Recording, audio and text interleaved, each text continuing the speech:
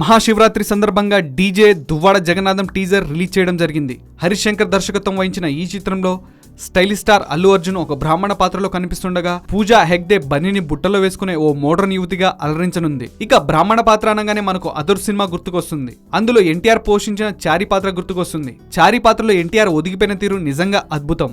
ఇప్పుడంటే NTR different concepts తో మెప్పిస్తున్నాడు, కానీ ఆ టైంలో పక్కా మాస్ హీరో. అలాంటి టైంలో చారి లాంటి పాత్రలో ఎన్టీఆర్ అంతలా అలరించడం మామూలు విషయం కాదు. ఆల్రెడీ ఎన్టీఆర్ పోషించినటువంటి పాత్రను అల్లు అర్జున్ డీజేలో ఎంచుకున్నాడంటే అదో పెద్ద సాహసమనే చెప్పాలి. మరి ఆ సాహసం సినిమా విడుదలయ్యాక సత్ఫలితాలను ఇస్తుందా లేదా చెప్పలేం, కానీ టీజర్ కి మాత్రం మిక్స్డ్ టాక్ వినిపిస్తుంది. అసలు ఎన్టీఆర్ ని బన్నీని పోల్చి చూడాల్సిన అవసరం లేదని, ఏ యాంగిల్లో కూడా అర్జున్ ఎన్టీఆర్ కి సరితూగట్లేదని, ఇదేదో చారి పాత్రకు స్పూఫ్ లా ఉందని కామెంట్లు వినిపిస్తున్నాయి.